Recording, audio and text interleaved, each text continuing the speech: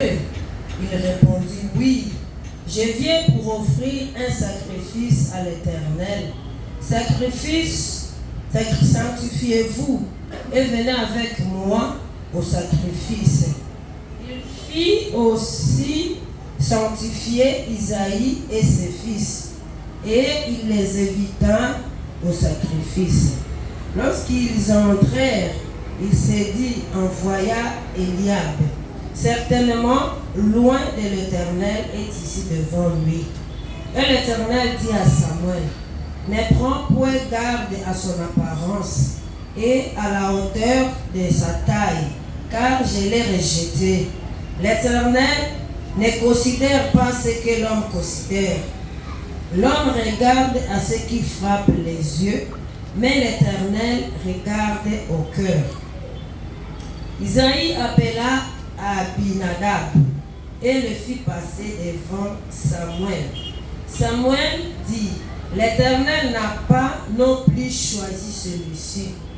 Isaïe fit passer Cham. Et Samuel dit, l'Éternel n'a pas non plus choisi celui-ci.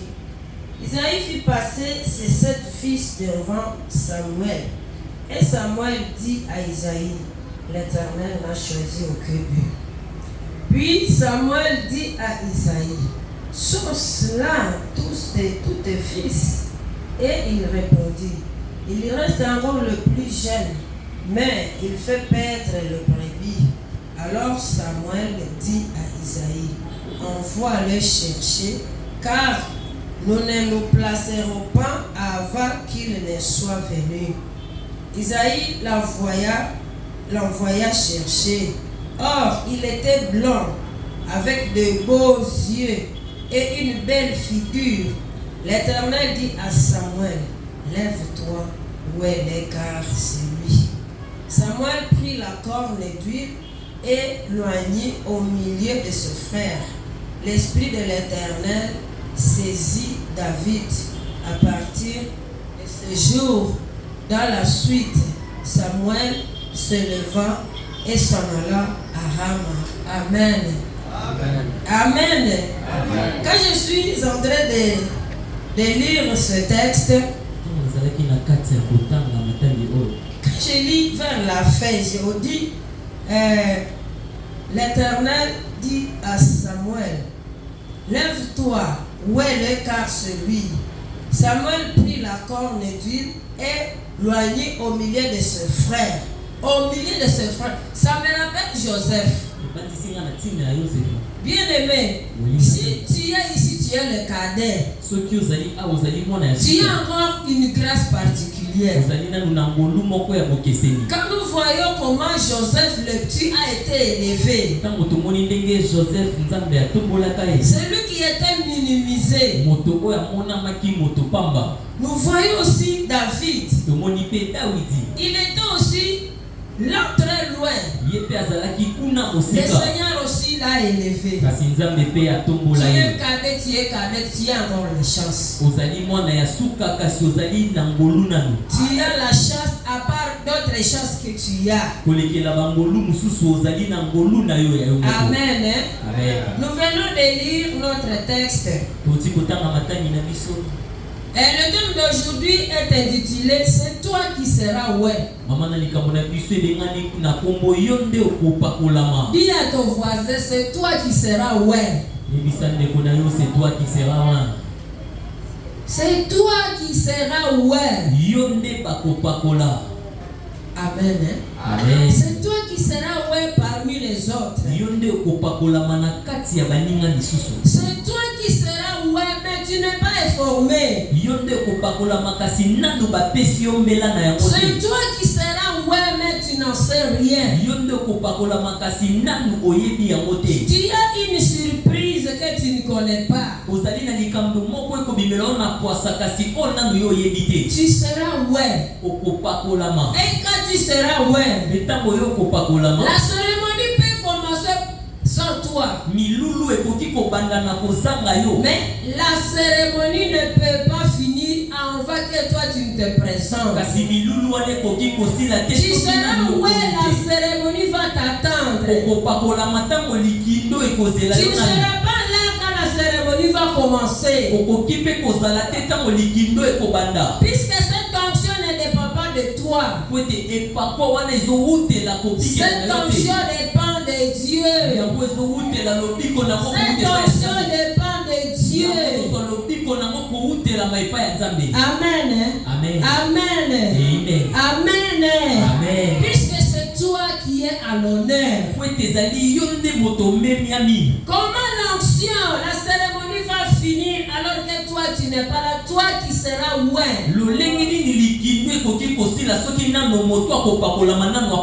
Tu seras d'abord là. Les activités vont s'arrêter. Il est où? Et minimisé. Celui qui est en brousse. Il est où? C'est toi et moi. Tu peux nous connaître dans cette ville de Kinshasa. La cérémonie continue jusqu'à ce que nous nous présentions. Jusqu'à ce que nous soyons là. Tu seras loin. Mais il faut que tu aies les qualités que Dieu cherche. Il faut que tu aies les qualités. Toi qui es à l'honneur, tu peux ne pas connaître que tu es à l'honneur. Mais celui qui connaît ce qui est en toi, c'est Dieu seul. C'est Dieu seul. Et c'est bien lui qui valide. Amen. C'est Dieu qui valide. Tu peux avoir de l'écho. Mais si Dieu n'a fait rien, tu ne seras pas validé. Mais si Dieu sait, malgré que toi tu ne connais rien, tu seras validé puisque Dieu sait. Tu seras validé. Et si Dieu connaît et valide, personne ne peut contrecarrer. Personne ne peut contrecarrer. Même si tu connais et Dieu ne connaît pas, les ennemis vont te contrecarrer. Peu importe ce que toi tu connais, il faut que Dieu connaisse. Ce sont l'essentiel. Il faut que Dieu connaisse. Je connais un garçon qui devrait voyager aux États-Unis. Il avait son visa. C'était à 2010. Il avait son visa. Quand on priait, je disais à papa, il ne va pas voyager. Le Seigneur me dit, il ne va pas voyager. Papa, comment quelqu'un qui a un visa ne va pas voyager? J'ai dit, le Seigneur a dit qu'il ne va pas voyager. Son père était venu. J'avais dit à son père, il ne va pas voyager. Le Seigneur a dit qu'il ne va pas voyager. Pendant que la famille préparait le voyage, quand son papa était parti, mon mari m'avait dit, pourquoi tu as dit à son père qu'il ne va pas voyager? Il a son visa. Je lui ai dit, il ne va pas voyager. Dieu m'a dit qu'il ne va pas voyager. Il s'apprête, il va à l'aéroport. Quand il arrive à l'aéroport, on lui dit, tu ne voyages pas. Alors qu'il avait le visa. Pourquoi? Puisque Dieu n'avait pas validé. Il avait la connaissance de son voyage. Mais celui qui a un mot à dire, il n'avait pas voyagé. Bien aimé, quand on est prophète,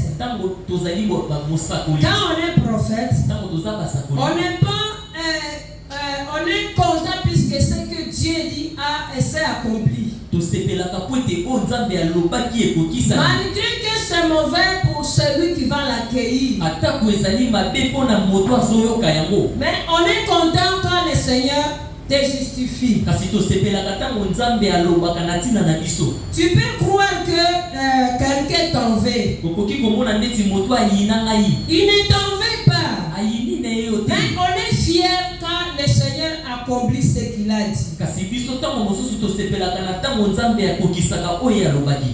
Je ne contrecarre pas son voyage.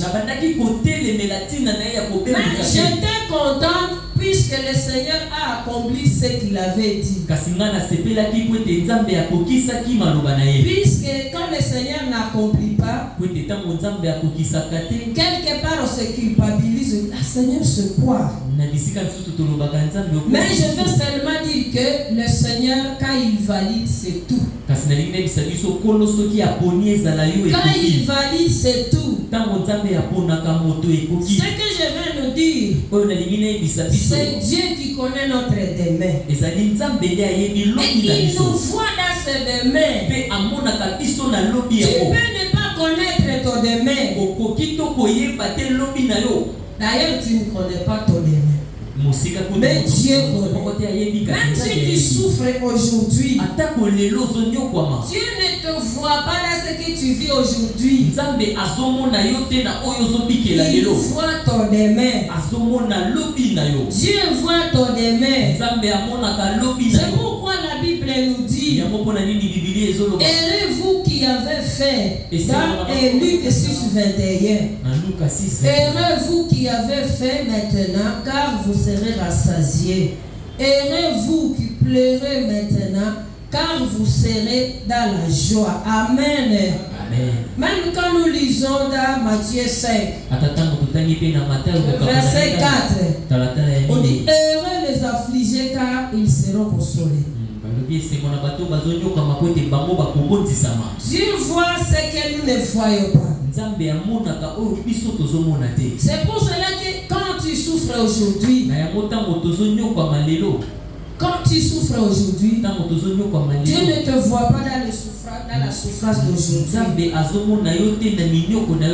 Dieu voit ce que tu seras demain. Puisqu'il sait que la souffrance d'aujourd'hui, c'est l'escalier de ta bénédiction de demain. Il voit que la souffrance, c'est la délivrance. Amen. Amen. Amen. Quand nous souffrons aujourd'hui, regardons seulement le ciel. Confions-nous seulement au Seigneur. Quand aujourd'hui tu es dans le manque, le Seigneur ne te voit pas dans le manque. Il te voit demain. C'est pourquoi il te dit de te réjouir. Puisque ta vie ne te limite pas à aujourd'hui. Quand on voyait Samuel dans la brousse, David plutôt, qui savait que c'est lui qui sera ouais. Amen. Amen. Amen. Amen. Lorsque Dieu envoie Samuel dans la maison d'Isaïe pour choisir celui qui va remplacer Saül, puisqu'il a été rejeté, Samuel et la maison d'Isaïe voient ce que Dieu ne voit pas.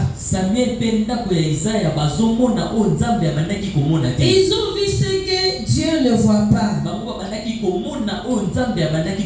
Même Samuel, en tant que prophète, il n'avait pas vu. C'est pourquoi même le serviteur de Dieu ou bien le prophète n'est rien si l'Esprit de Dieu n'est pas là. Il est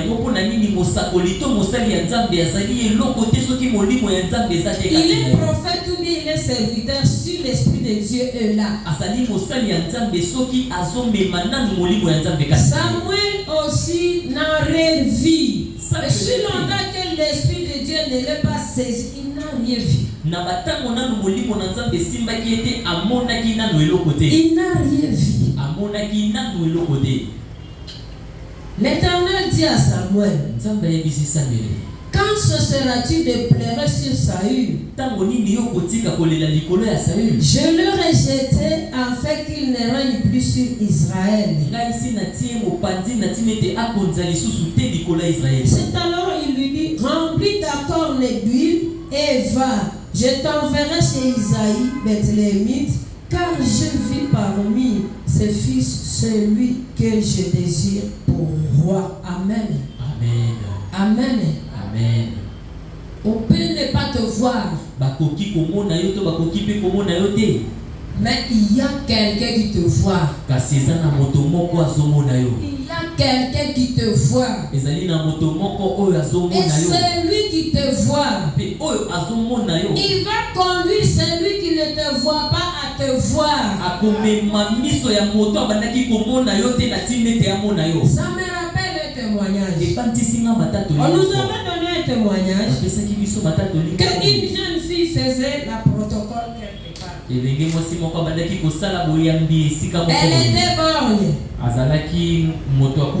Elle était borgne. Mais dans cet état-là, le Seigneur l'a vu. Il a envoyé celui qui devrait aussi la voir. Tu vas à telle église. Il y a une fille à la protocole. C'est cette fille-là que tu vas marier. Papa Michel a toujours dit ici, cherche du travail à l'église. Le Seigneur va te localiser selon ce que tu fais. Va au ministère guérison divine. Il a le premier. Tu vas voir celui qui va installer les chaises. On vient pour voir quelqu'un. On voit que c'est Papa Michel qui installe les chaises.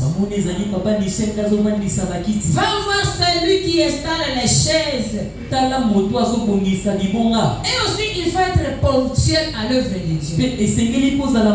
On peut envoyer quelqu'un pour venir voir celui qui chante. Ce jour-là, tu n'es pas venu. Ce jour-là, tu n'es pas venu. On a envoyé le garçon à la fille borgne.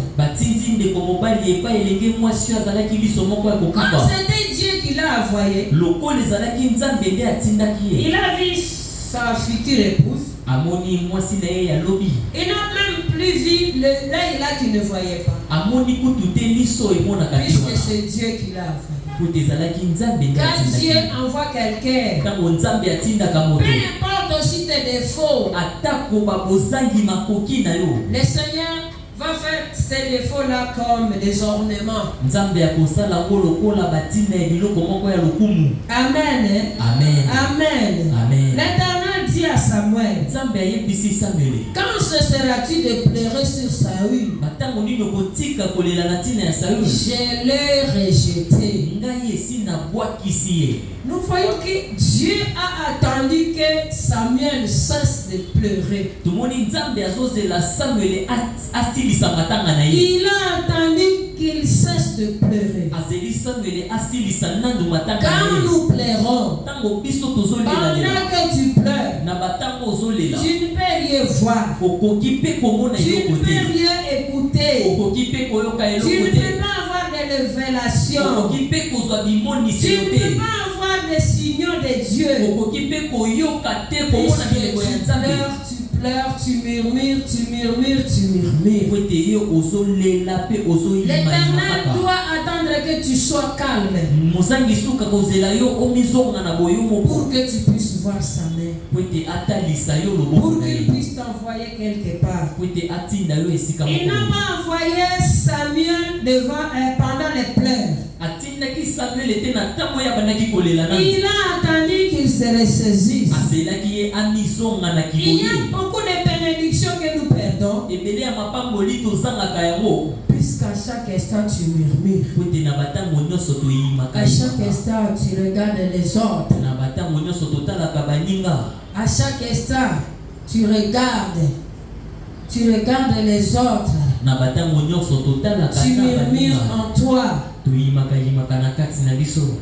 Bien-aimés, saisons-nous dans ce que nous vivons. Dieu voit notre avenir. Ce que tu vis, ressaisis-toi. Dieu voit ton demain. Ne murmure pas. Le Seigneur va attendre que tu cesses de murmurer. C'est à ce moment-là qu'il va dire, voici ta bénédiction. J'ai toujours dit, les femmes qui étaient allées au tombeau de Jésus, s'ils avaient des larmes dans les yeux, ils n'allaient pas voir que Jésus n'était plus. C'est puisqu'il ne pleurait plus. Ah, il n'est plus. Les larmes dans nos yeux nous empêchent de voir la face de Dieu. Les larmes nous empêchent de voir la main de Dieu. Les larmes nous empêchent d'être envoyés quelque part. Et quand tu seras envoyé, c'est à ce moment-là que tu seras payé. Donc ce père Samuel n'allait pas faire ce travail. C'est pourquoi le Seigneur lui a dit, cesse de pleurer, je vais t'envoyer. Je vais t'envoyer. Samuel a dit, comment irai-je? Saoul l'apprendra et il me tuera. Et l'Éternel dit, tu amèneras avec toi une gémisse et tu diras, je viens pour offrir un sacrifice à l'Éternel. Tu inviteras Isaïe au sacrifice. Je te ferai connaître ce que tu dois faire et tu oindras pour moi celui que je te dirai. Amen. Amen. Amen. Amen. Au premier verset, on nous dit qu'il avait utilisé la corne d'huile. Ça aussi est sens. Quand le Seigneur a oué Saül, Samuel a utilisé le flacon. Mais quand c'était le tour de David, Samuel, le Seigneur lui a dit d'utiliser la corne. Amen. Amen. Amen. Amen. C'est dire qu'il y a aussi différentes onctions. Il faut aussi te rassurer de l'onction que tu as reçue, si c'est l'onction propre, si je peux le dire. La corne a un sens. La corne a un sens. En Palestine, les Israélites achetaient des cornes d'animaux. Et ils les transformaient en trompettes. Ou bien en récipient pour y mettre l'huile. Quelquefois, le mot corne signifie la force ou bien la puissance. Nous voyons que quand Dieu élève quelqu'un, quand il élève la corne de quelqu'un, c'est-à-dire il confère à quelqu'un une grande puissance. La corne peut aussi être la force politique. La corne peut aussi signifier l'arrogance ou bien l'insolence. Mais ici, la corne dont nous parlons, c'est une grande puissance. Donc Dieu a utilisé une grande puissance pour oindre Samuel, pour oindre David. Il a utilisé une puissance pour le oindre. C'est aussi très important. C'est très important dans la vie spirituelle. Il a utilisé une puissance. Tu vois, après avoir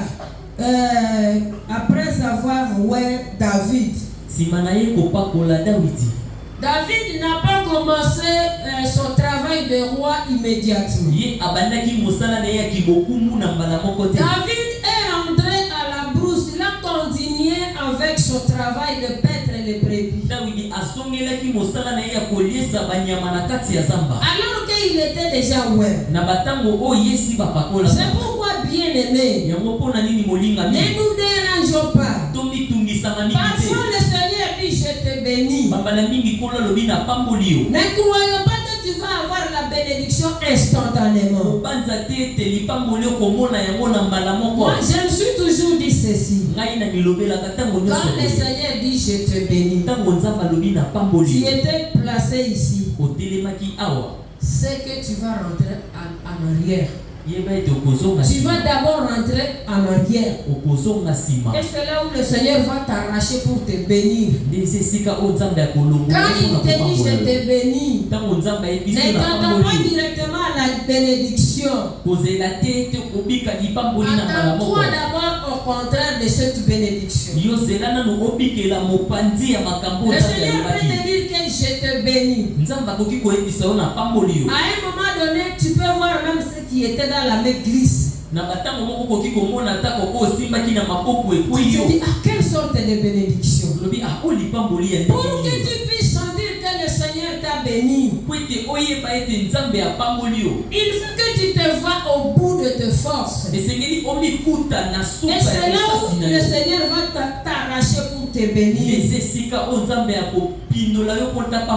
Nous voyons après que David soit il n'était pas allé directement au palais royal. Il est rentré à la brousse pour continuer avec ce travail. Alors qu'il avait l'onction de Dieu, il a quitté là-bas quand on commençait à minimiser les Israélites par les Philistins.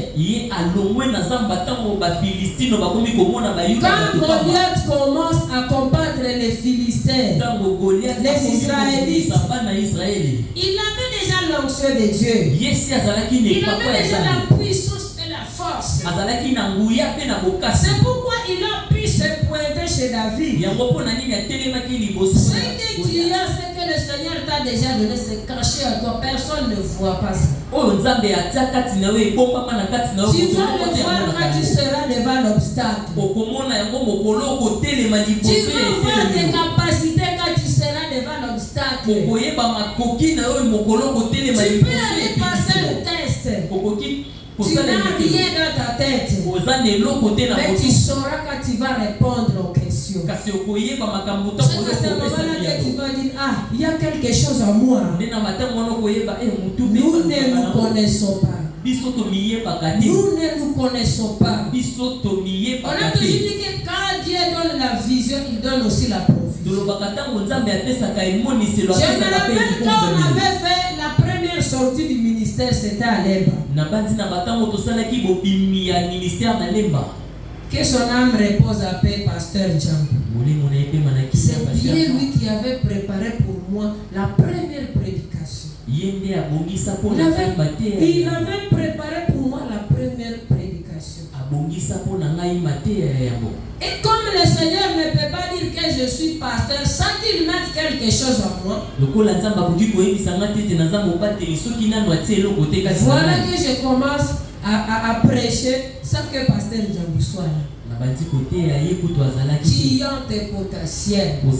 C'est devant les obstacles que tu vas te mesurer. Tu sauras, à moi il y a quelque chose. À moi il y a quelque chose. Laisse le Seigneur faire son travail à toi. Amen. Amen. Amen. Samuel a eu peur. Politiquement, c'était normal. Comment je vais moindre quelqu'un alors que le roi est encore là? Ce n'est pas facile d'aller dans une mission politique. Ce n'est pas facile. Je me rappelle, c'était en 2008-2009 comme ça. Il y avait un pasteur qui était venu. Il m'avait dit, maman Julie, avec ces dons ici, je vois que je vais t'amener chez le chef de l'État. Là, c'était le président Kabila qui était président. Je vais t'emmener là-bas. En toi, il y a quelque chose.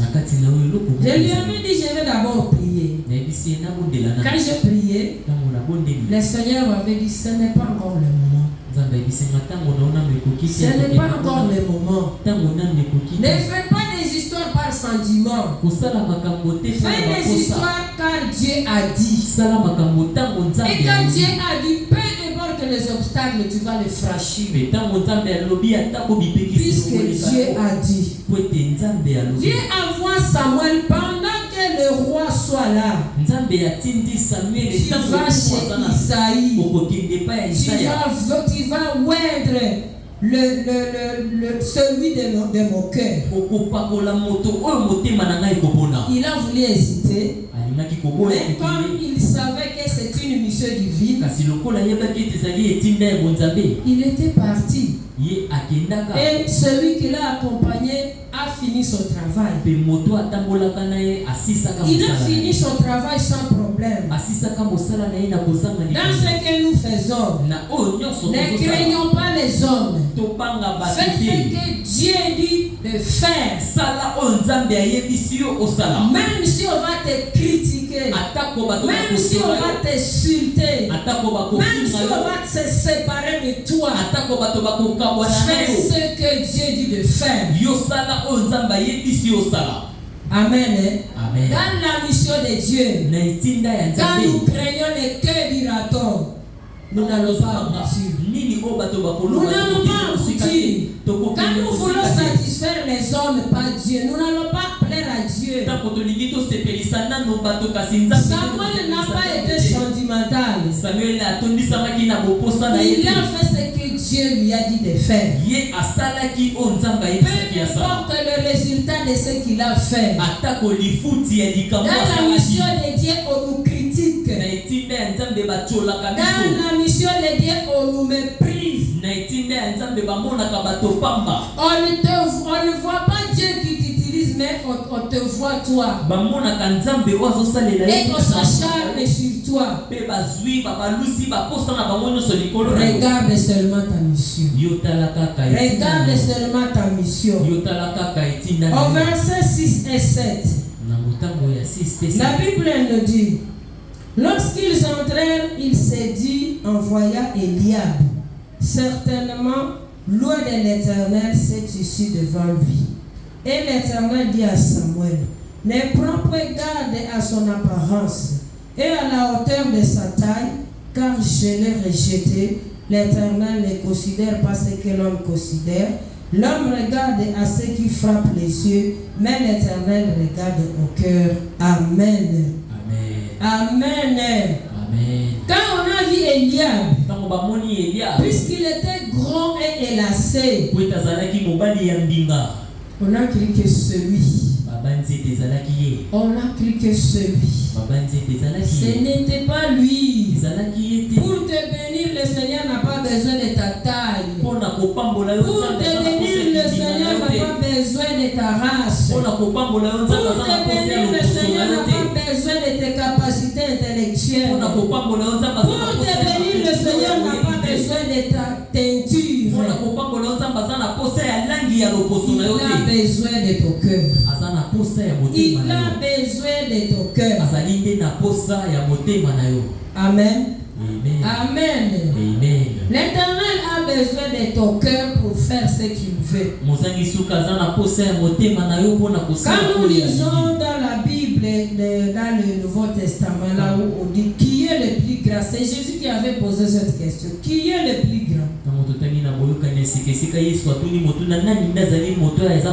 Si quelqu'un arrive ici, il demande qui est le plus grand.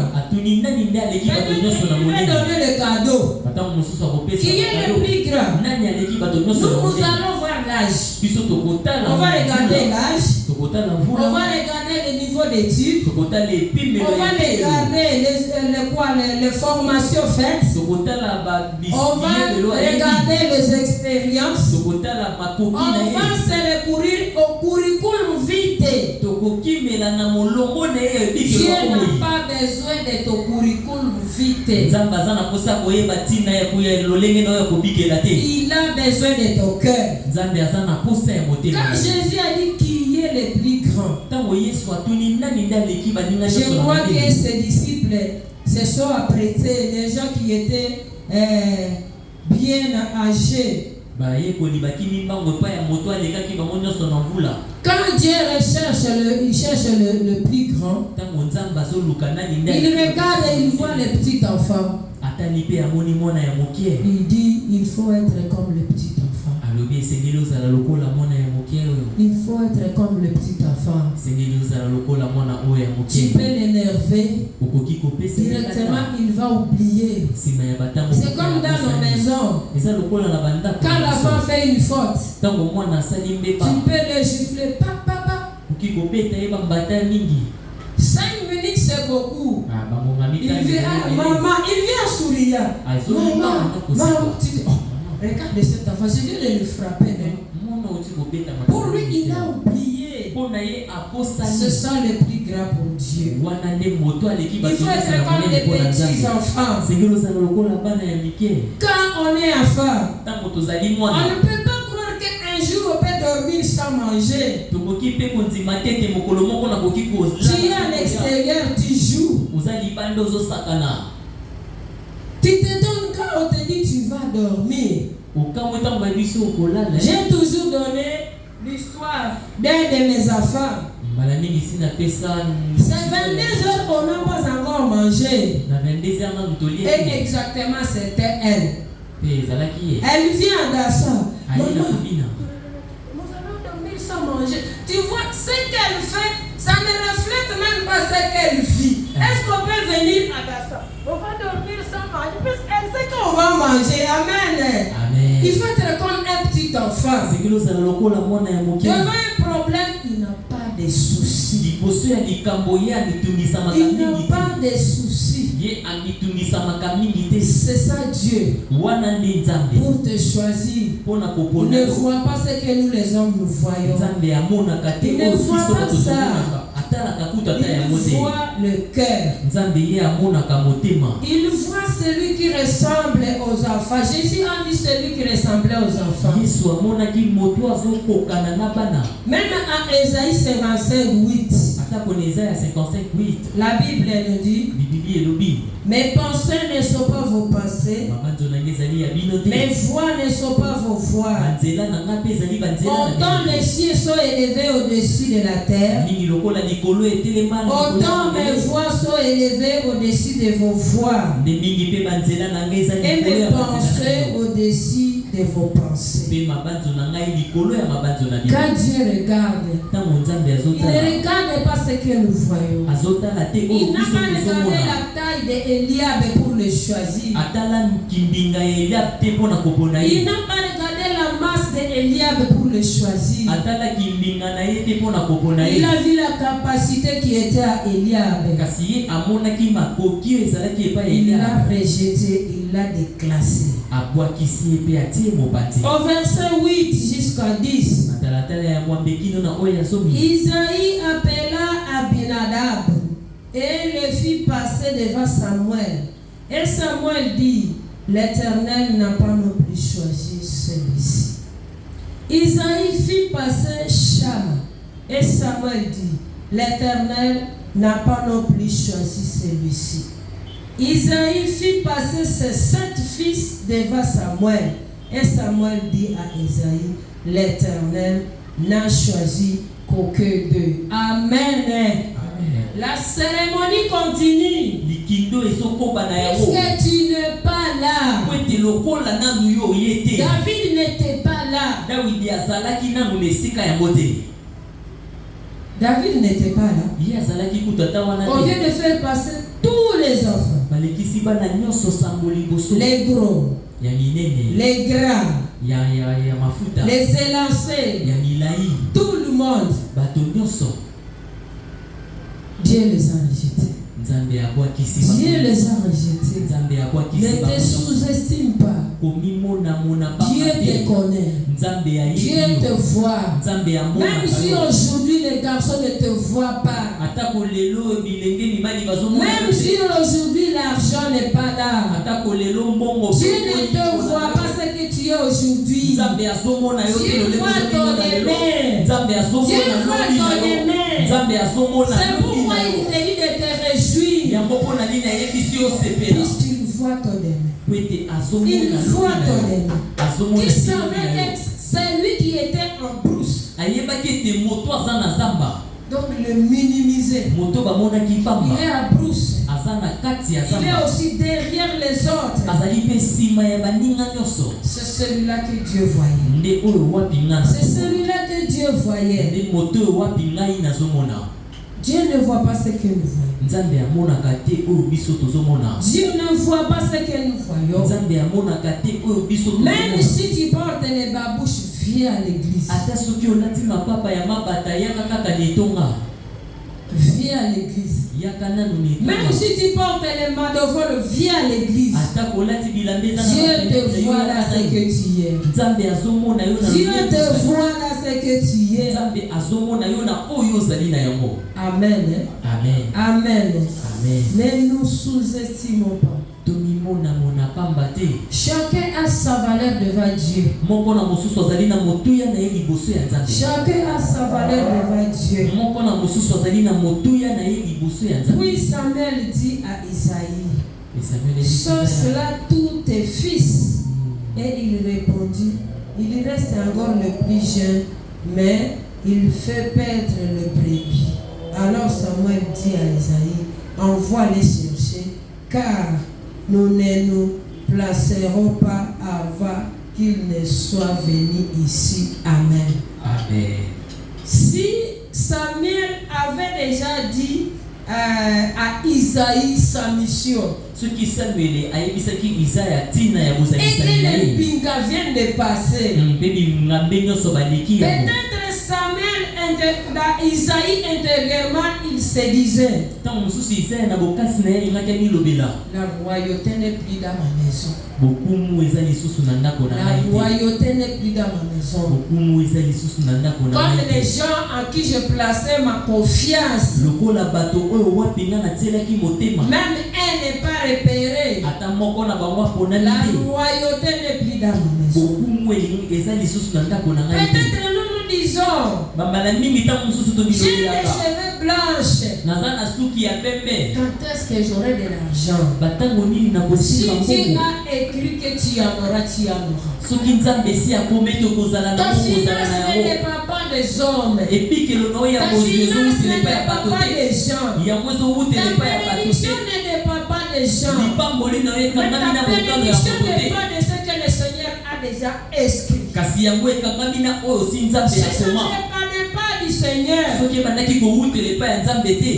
la femme d'Abraham n'allait pas avoir des enfants dans sa vie.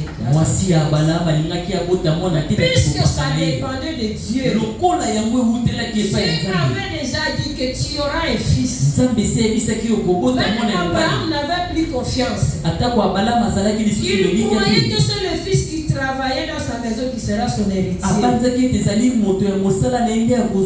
Dieu dit non, pas celui-là. Celle qui quittera de tes entrailles, c'est ça ton héritier. Même si tu es au bout de tes forces, même si tu ne te réveilles plus puisque tu es affamé, tu vas manger puisque Dieu il est à son trône. Tu vas manger puisque Dieu est là. Isaïe croyait que la royauté n'est plus dans sa maison. Mais le minimiser a élevé la famille. Le minimiser a élevé la famille. Puisque Samuel était dirigé par l'Esprit de Dieu, quand on avait déjà fini, si l'Esprit de Dieu n'était pas là, il allait dire, recommençons encore.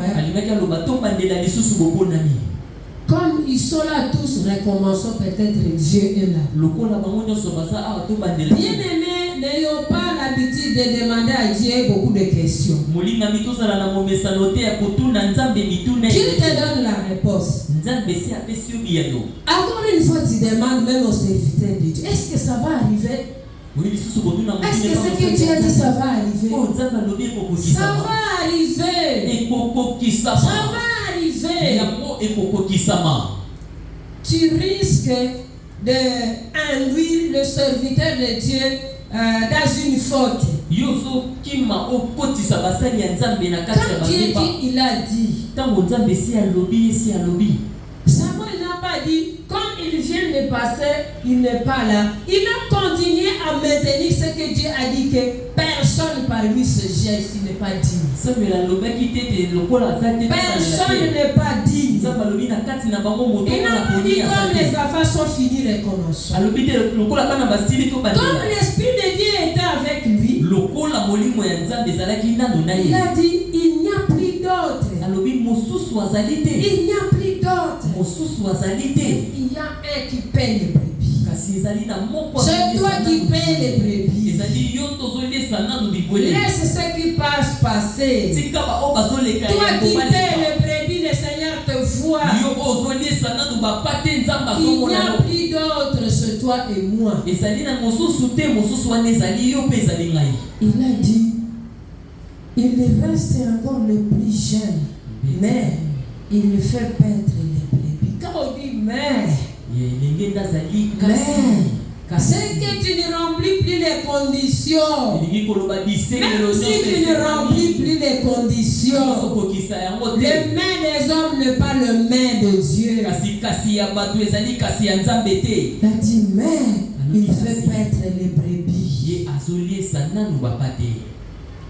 Comme Samuel avait l'Esprit de Dieu, il ne s'est pas arrêté. Celui qui paie les brebis, il doit être sale. Il doit être sale. Le Seigneur ne voit pas la saleté corporelle. Il ne voit pas la saleté corporelle. Il voit le cœur. Envoie les chercher. Car nous ne nous placerons pas avant qu'elle ne soit venue ici.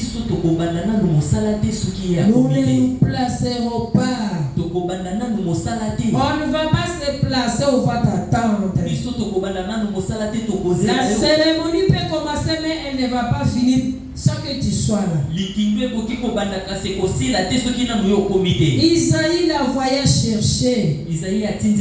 Or, il était blond avec des beaux yeux et une belle figure. On peut te disqualifier. On ne voit même pas la qualité qui peut te mettre à la page. Mais Dieu sait ce qu'il voit pour te mettre à la page. Dieu sait ce qu'il voit. L'Éternel dit à Samuel, lève-toi, car c'est lui.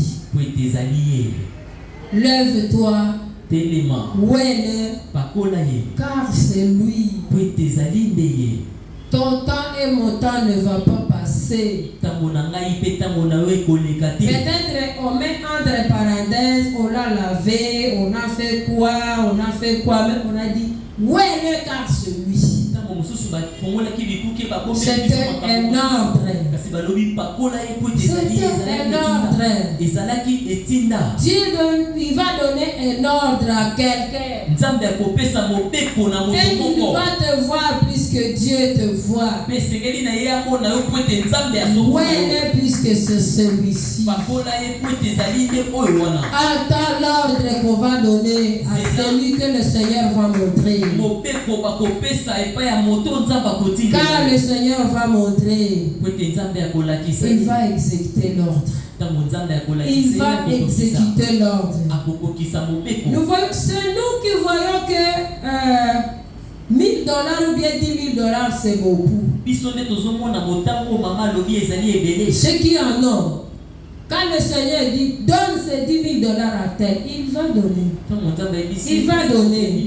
Nous avons même fois parlé du témoignage du pasteur de Douala. Où un commerçant, le Seigneur l'a dérangé. Il l'a dérangé.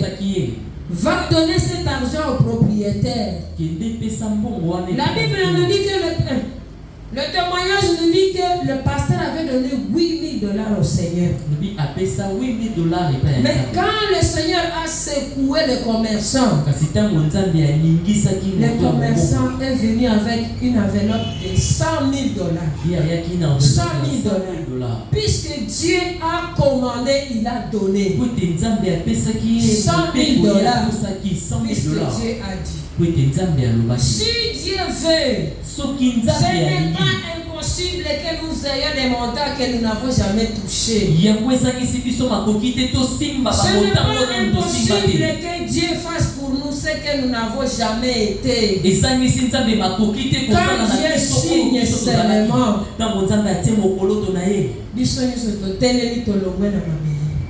puisque Dieu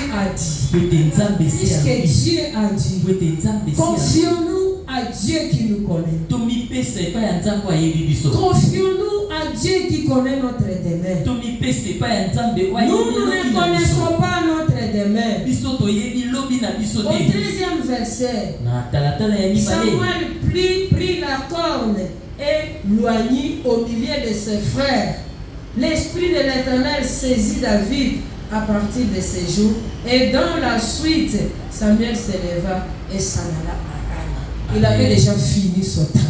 Il avait déjà fini son travail. Tu ne vas même pas voir celui qui viendra t'aider. Dieu les connaît. Dieu les connaît. Et il va l'envoyer vers toi. Lui qui est le maître des temps et des circonstances. Il va créer une circonstance pour que celui que Dieu a envoyé vers toi vienne. Et Dieu va finaliser, va chapeauter ce qu'il a commencé. Puisque quand il commence, il finit. Il est fidèle. Il avait déjà mis ses yeux sur David. Même s'il était là, il tournoyait dans la bergerie.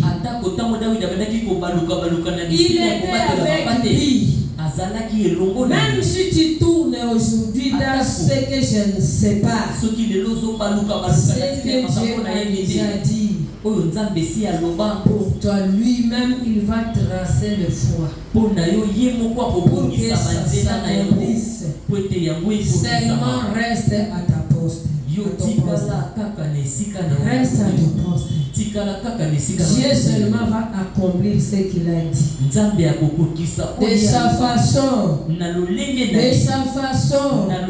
La Bible nous dit à Ésaïe 59 que la main de l'Éternel n'est pas trop courte pour nous sauver, ni son oreille pour nous écouter, mais ce sont nos crimes qui nous empêchent de voir ça. Écartons les crimes, écartons les péchés loin de nous. Nous allons voir comment le Seigneur va accomplir ce qu'il a promis. Dieu seul sait. En son temps, il va te soutirer dans ta bouche. Il va dire, c'est le moment. C'est le moment. Viens, je vais t'honorer. Et il va t'honorer. Il va t'honorer à son temps. Ne murmurons pas qu'à sa barde. Confions-nous seulement à l'Éternel. L'Éternel qui nous a oué, qui va nous oindre. Et avec l'onction de Dieu, Dieu va nous diriger. Dieu va nous faire accéder à nos promesses. Ici sur terre et dans sa marche spirituelle, il ne voudra pas que son onction soit effacée. Merci seulement si nous marchons dans sa volonté. Et cette onction va nous conduire vers les cieux pour l'éternité. Que le Seigneur nous bénisse. Nous allons nous lever, nous allons prier. Nous qui avons déjà désespéré dans nos vies, le Seigneur a voulu nous faire voir que c'est lui qui a notre futur, c'est lui qui a notre demain. Si tu as déjà désespéré et tu commences à murmurer, suite à ces pleurs, tu ne vas pas voir Dieu. Commence à demander pardon et commence à demander à Dieu de te fortifier dans tout ce que tu entends de lui. Prions le Seigneur.